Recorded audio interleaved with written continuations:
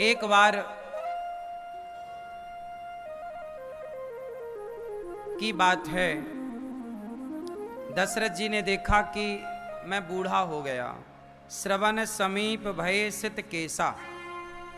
दशरथ जी ने देखा कि मेरे कान के पास कुछ बाल हैं, सफ़ेद पड़ गए, तो राम को राजा बना करके मैं जंगल में जाकर भजन करूं, ये भाव दशरथ जी के मन में जागा।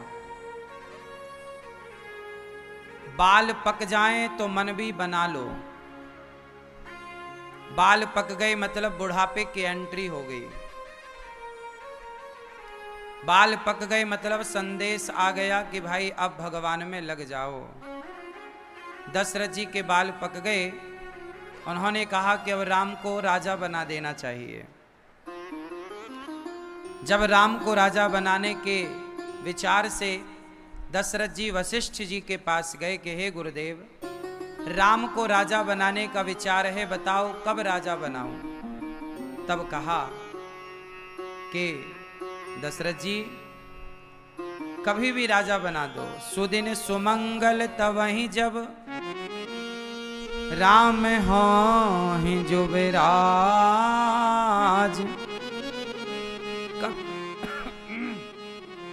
कभी भी राम को राजा बनाइए। राम को राजा कभी भी बनाया जा सकता है। आप जिस दिन राम को राजा बनाएंगे उस दिन का मुहूर्त बहुत सुंदर है, आप राम को राजा बनाइए। अब दशरथ जी के लिए रास्ता क्लियर है। बैगी विलंब न करिए नृप, साजिए सबई समाज। सुदिन सुमंगल तवहि जब राम होहि जुबराज।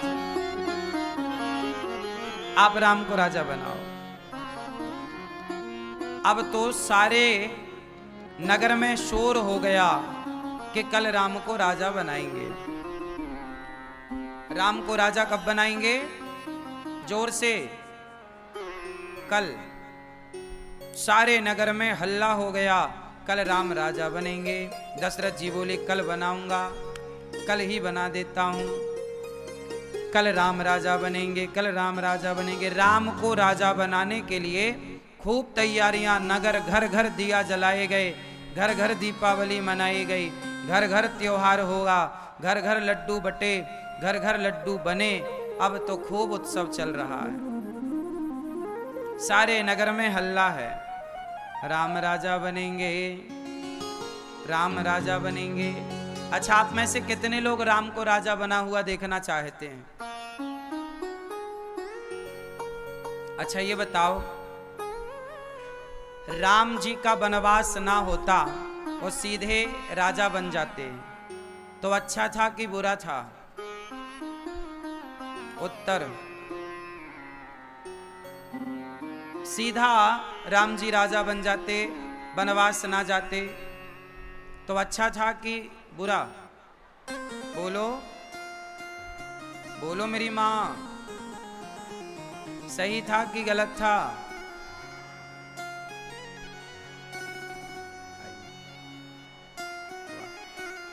स्वागत है आपका। हमारे मध्य भैया श्री विवेक विंद्रा जी आए हैं। एक बार सुंदर तालियों के साथ आप श्री का स्वागत। बहुत लोगों का जीवन इन्होंने बनाया है, बहुत लोगों का डिप्रेशन इन्होंने दूर किया है अपनी सुंदर सुंदर बातों से। विवेक विंद्रा जी को आप सब जानते ही होंगे। आज ये कथा की गंगा में डुबकी लगाने आए हैं। करोड़ों लोग इन्हें फॉलो करते हैं और राष्ट्र की, आज के यूथ की बहुत बड़ी सेवा कर रहे हैं। उन्हें सही मार्ग दिखाने का कार्य आप कर रहे हैं। खुश रहिए, भगवान आपको सुखी समृद्धवान बनाए। विराजी, आपका बहुत बहुत स्वागत है। राधे राधे।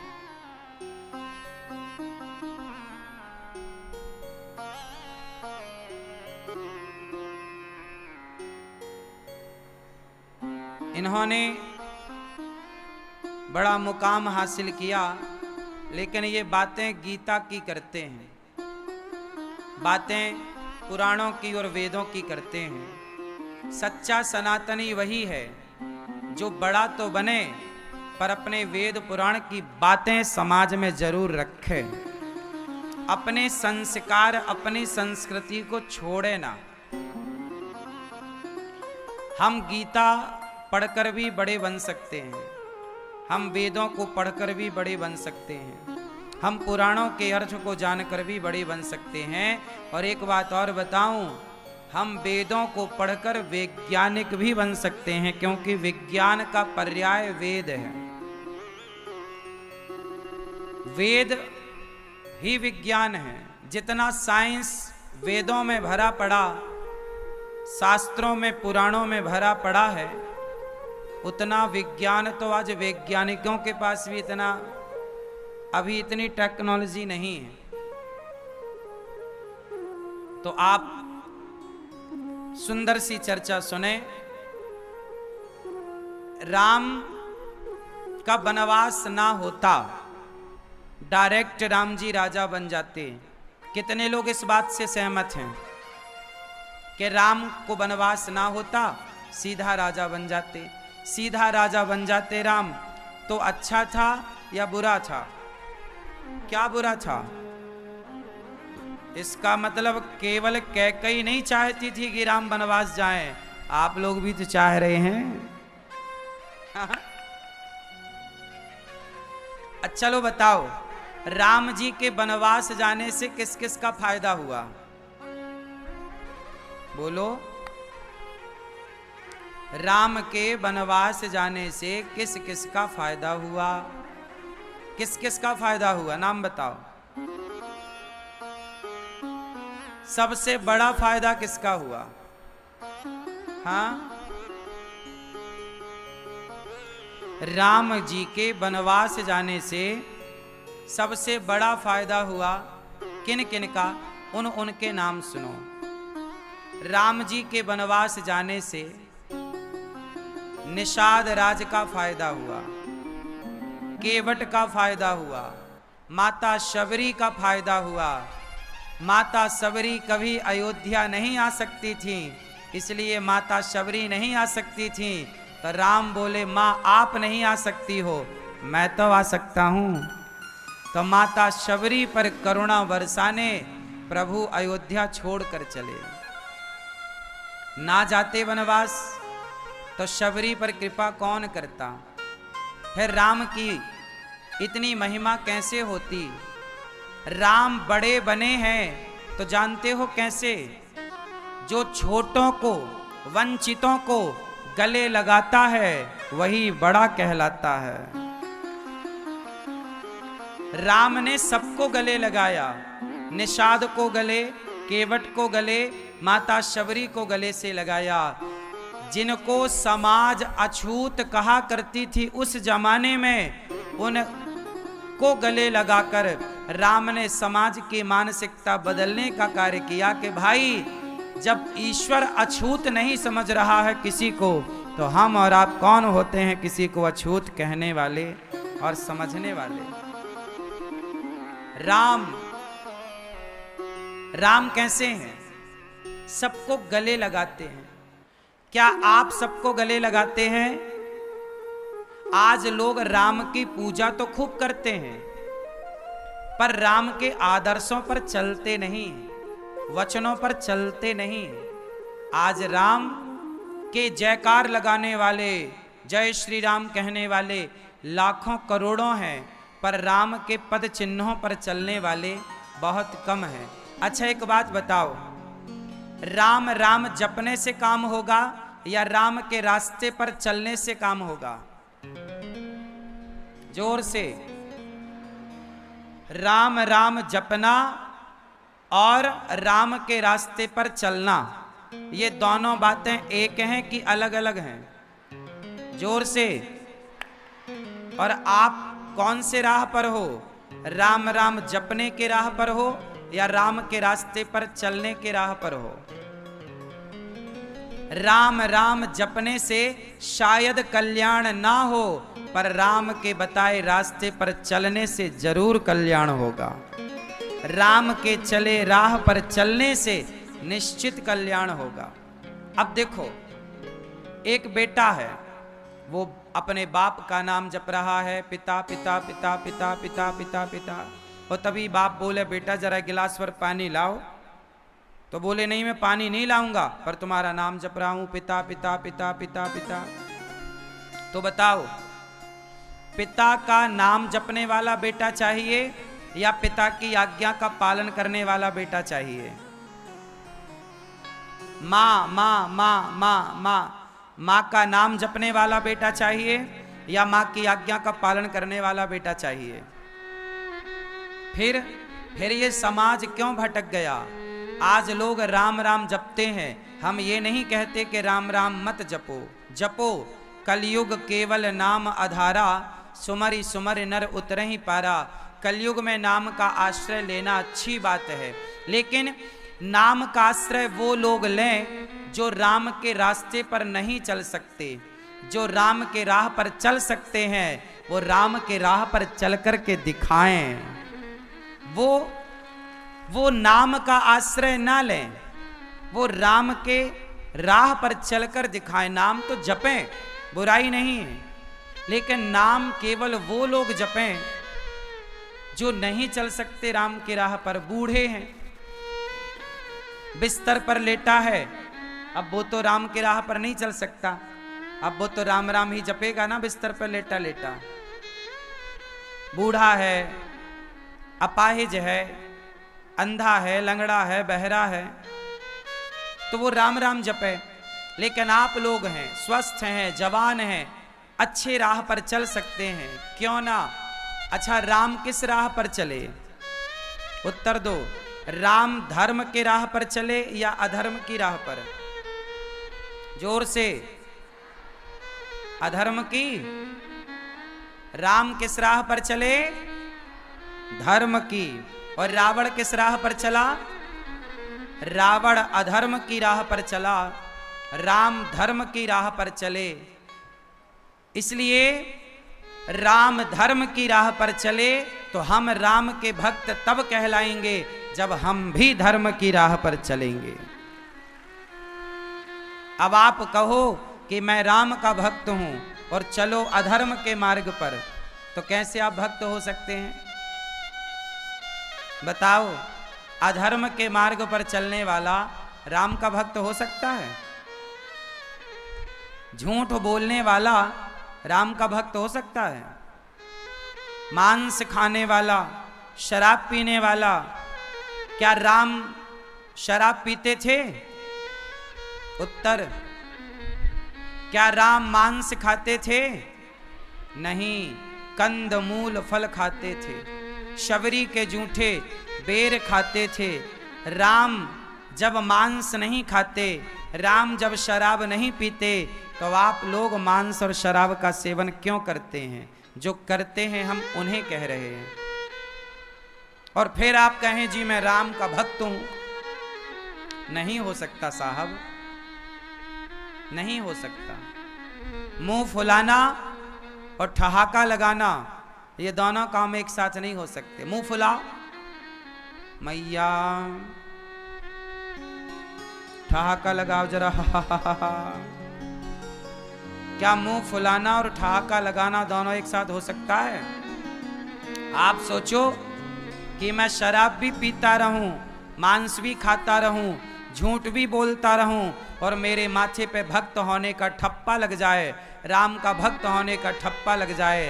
अरे भक्ति के पथ पर कुछ त्याग करने पड़ते हैं मेरी माँ, कुछ बलिदान अपने सुखों का देना पड़ता है। लक्ष्मण जी अपने सुखों का बलिदान ना देते तो आज राम के भक्त कैसे कहलाते हैं? चलो छोड़ो, ये बताओ, भरत जी यदि अयोध्या के राजा बन जाते, मां कैकेयी ने कहा कि राम को वनवास और भरत को, जोर से, राम को 14 साल का और भरत जी को राजा। कैकेयी ने तो दशरथ जी से यही मांगा। चलो बताओ, यदि भरत जी राजा बन जाते तो लोग भरत जी को अच्छा कहते कि बुरा कहते? बोलो जरा, कल्पना करो कि भरत जी राजा बन जाते अयोध्या के, तो समाज भरत जी को अच्छा कहती या बुरा? बोलो बुरा। हाँ, बुरा कहते लोग। लेकिन भरत जी ने अयोध्या का सिंहासन छोड़कर अपने भाई के पास जाकर कहा कि भैया आप चलो, आपके बदले मैं 14 साल वनवास में रहूंगा। ऐसा भाई बन पाए भरत जी कि युगों युगों तक भरत जैसे भाई की कल्पना की जाती है कि काश हमारा भाई भरत जैसा और राम जैसा होता। तो राम जैसा और भरत जैसा भाई बनने के लिए त्याग करना पड़ा कि नहीं? भरत जी को त्याग करना पड़ा? बोलो हाँ या ना। तो याद रखना, भगवान को पाने के लिए त्याग करना पड़ेगा। आपके सामने सत्ता होगी, आपके सामने सिंहासन होगा, लेकिन उस सिंहासन का त्याग करके भगवान के भक्त को, भगवान को चुनना पड़ेगा, धर्म को चुनना पड़ेगा। तब जाकर समाज में आपका यश बढ़ेगा, कीर्ति बढ़ेगी और युगों युगों तक समाज आपको भला कहेगा। यदि आपके अंदर त्याग नहीं है, सत्ता लोलुप हैं आप, पैसे के पीछे भागते हैं आप, भाई रिश्तों को त्याग कर आप पैसे के पीछे भागे। देखो पैसा बुरा नहीं है, लेकिन बताओ रिश्ते बड़े हैं कि पैसा बड़ा है? बोलो, रिश्ते बड़े हैं, पैसा बड़ा नहीं है। पैसा कमाया जा सकता है, रिश्ते कमाए नहीं जा सकते। रिश्ते एक बार बनते हैं तो वो सदा के लिए होते हैं। बहुत बड़ा बिजनेसमैन बन जाना अलग बात है साहब, बड़ा बिजनेसमैन बन जाना बड़ी बात नहीं है। बड़ा व्यापार कर लेना, बड़ी डिग्री पा लेना, बड़ा जज, बड़ा एडवोकेट, बड़ा इंजीनियर बन जाना बड़ा नहीं है। बड़ी बात है गृहस्थी चला लेना। आप बहुत अच्छे से व्यापार चलाते हैं, आप बहुत अच्छे व्यापारी हो सकते हैं, लेकिन बहुत अच्छा गृहस्थ होना बहुत कठिन है। परिवार चलाना बड़ी बात है कि व्यापार चलाना बड़ी बात है? उत्तर दो जोर से। और राम ने जो किया वो परिवार के लिए किया कि व्यापार के लिए किया? राम ने पैसे को पहला प्रधानता दी या परिवार को पहली प्रधानता दी? राम का पूरा जीवन परिवार के लिए है, समाज के लिए है, राष्ट्र के लिए है, दीन और दुखियों के लिए है। आज के लोग बड़ा व्यापार कर लेते हैं, बड़े व्यापारी हो जाते हैं, बड़े बिजनेसमैन हो जाते हैं, पर वो बड़े व्यापार को चलाने वाले लोग घर की गृहस्थी नहीं चला पाते। इसका एक उदाहरण दे दूं आपको। इस पूरी दुनिया का सबसे बड़ा व्यापारी है बिल गेट्स। कौन? बिल गेट्स पूरी दुनिया का सबसे बड़ा व्यापारी है। व्यापार करना, बिजनेस करना आम बात है उस आदमी के लिए। कीड़ा है, वो व्यापार का कीड़ा है। इस दुनिया का सबसे बड़े पैसे वालों में उस बिल गेट्स का नाम है। अब सोचिए, इतना बड़ा आदमी बिल गेट्स, जो कई देश खरीदने की ताकत रखता है, इतना सफल व्यापारी, उसने व्यापार चलाना तो सीख लिया साहब, लेकिन परिवार चलाना नहीं सीख पाया। 27 वर्षों बाद उसकी पत्नी से उसका तलाक हो गया। हाँ या ना? हाँ या ना? क्या समझ में आई?